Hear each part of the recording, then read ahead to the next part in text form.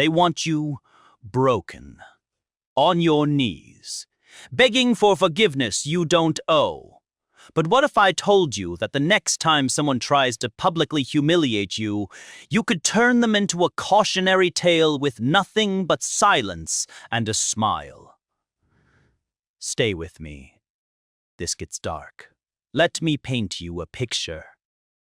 You are in a meeting, a family gathering, a friend's party, and someone decides to make you the punchline. Nice job screwing that up. Couldn't you have worn something better? Did you actually think that was a good idea? Your chest tightens. Heat crawls up your spine like poison.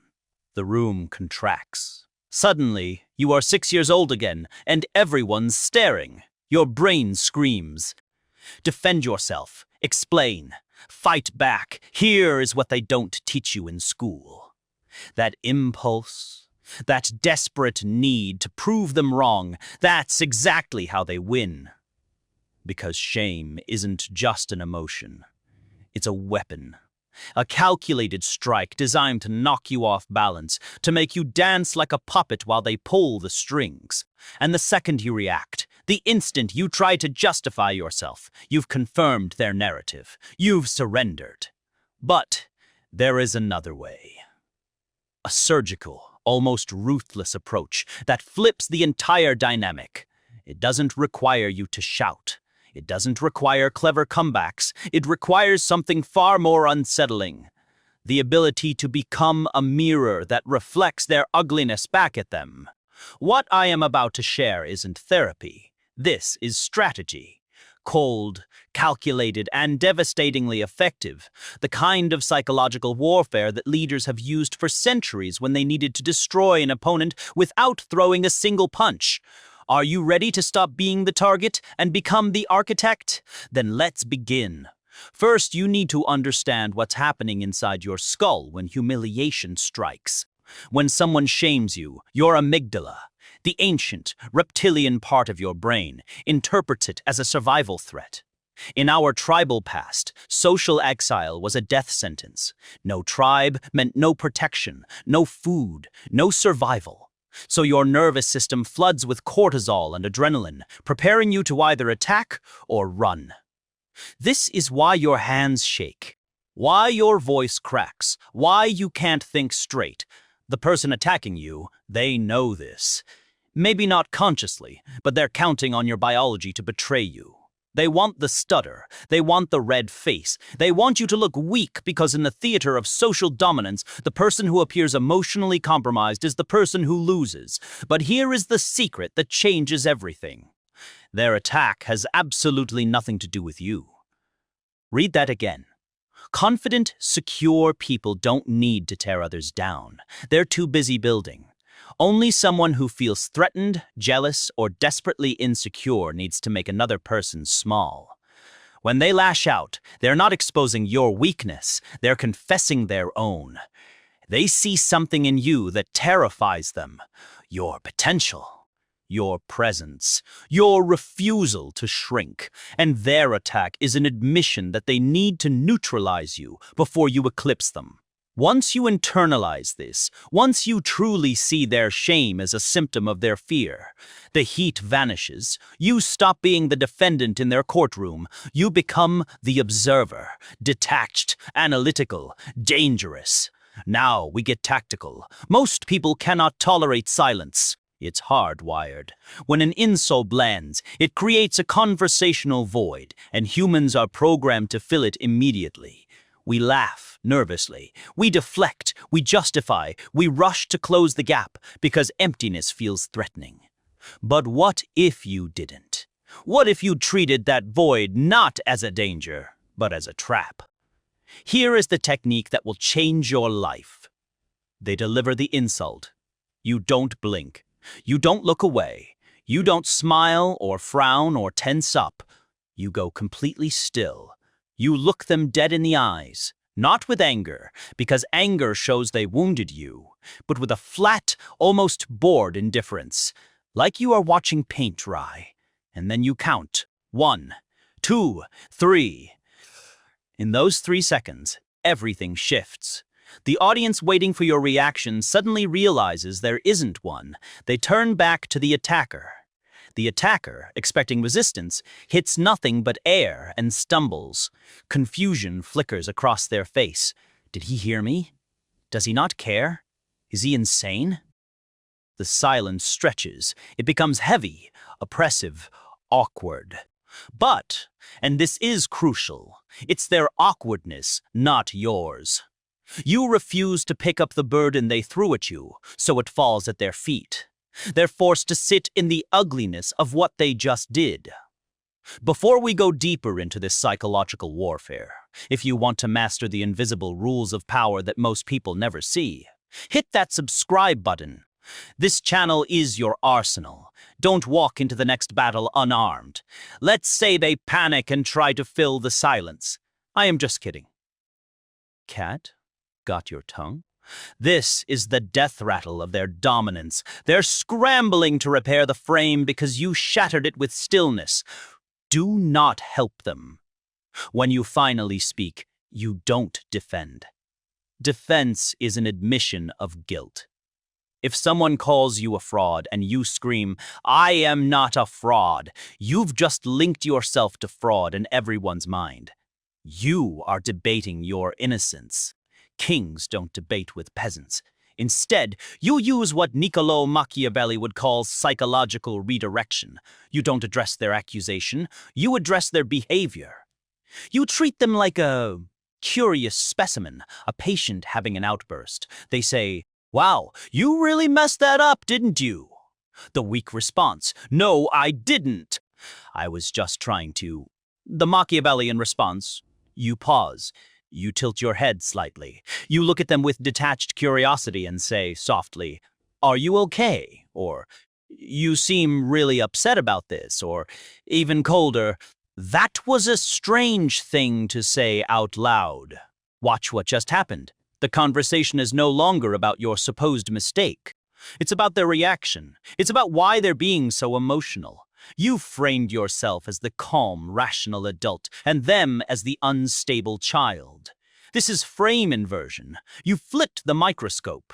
Now they're under examination. They have to explain themselves. No, I am not upset.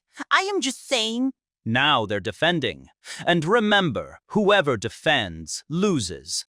There is an even more savage variation called the amused agreement. Sometimes the attacker is right. Maybe you did make a mistake. Maybe you do have a flaw. They're betting you'll be ashamed. So you rob them of that satisfaction. You own it with arrogance. They say, "You are so arrogant." You smile slowly and reply, "I know. It's what makes me interesting." They say, "You have no idea what you are doing." You laugh softly. Never have, but somehow it always works out, doesn't it? This is the agree and amplify technique. When you are unashamed of yourself, no one can weaponize your truth against you. You eat the bullets they fire. The mud they throw slides off, and they're left with dirty hands. Understand this, shame is theater. The attacker doesn't care about you. They care about the audience. They want the crowd to laugh, to agree that you are the lowest rung on the ladder. Most people try to win over the attacker. Waste of time. You need to win the crowd. But you don't do it by pleading. People despise victims. It's brutal evolutionary psychology. When we see weakness, our reptilian brain wants distance so we don't catch it. But we gravitate toward strength, toward control. When you remain composed while someone berates you, the crowd instinctively shifts to your side, not because they like you, but because you look like the leader. You look stable. The attacker looks volatile. Here is a devastating move, the triangulation stare. They insult you. You don't look at them immediately. Instead, you glance at someone else in the group. You make brief eye contact with a neutral third party and give the tiniest, almost imperceptible smirk. A look that whispers, "Can you believe this person?" You've just shared a private joke with the audience at the attacker's expense. You socially isolated them. Suddenly, they're not the ringleader. They're the desperate clown dancing for attention while nobody claps. This is subtle, requires finesse.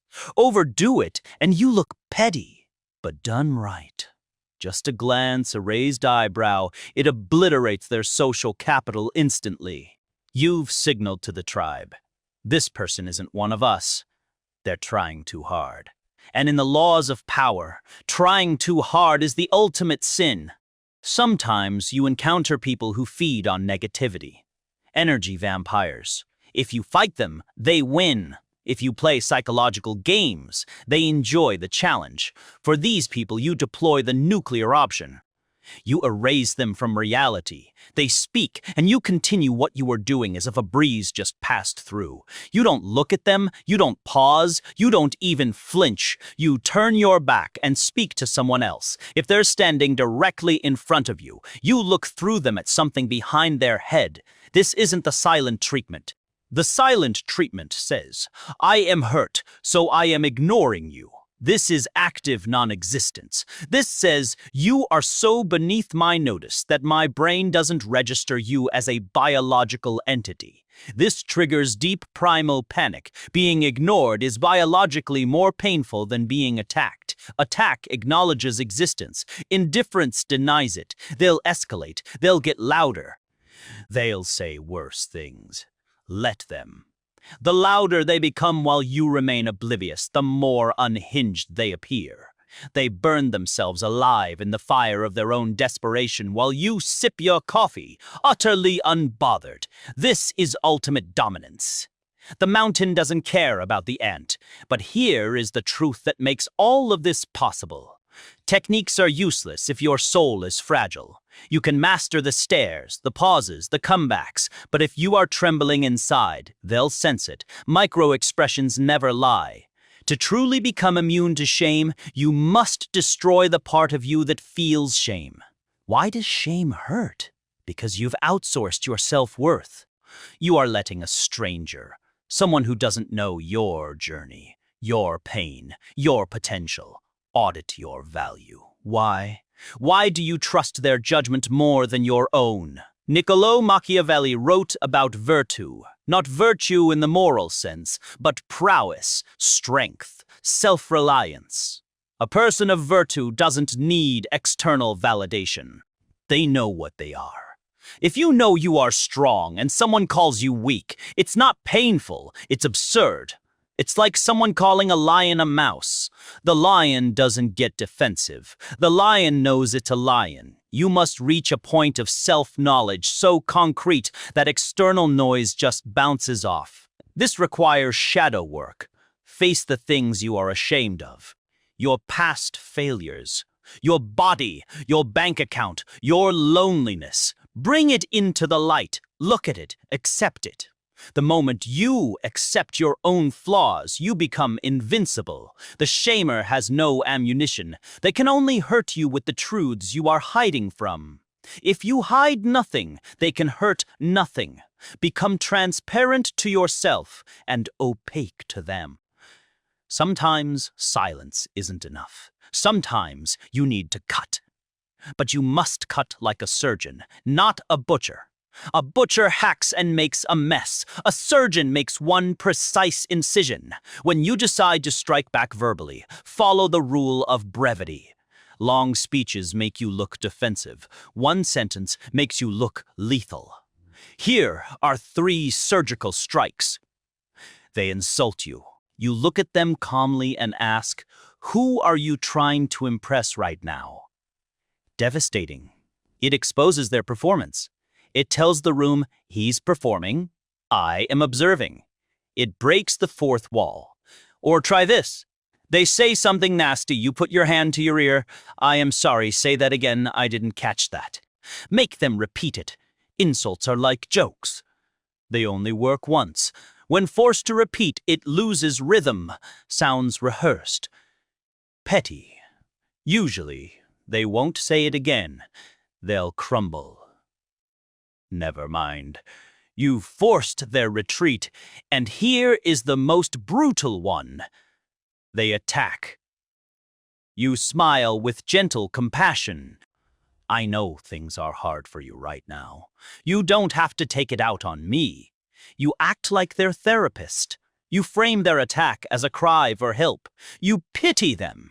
And there is nothing more humiliating to a narcissist than being pitied. They want to be feared.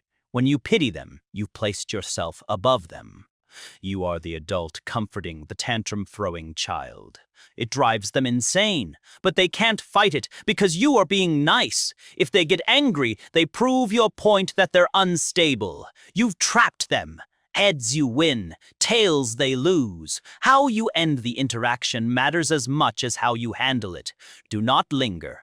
Once you've deployed silence, the stare, or the surgical strike, leave.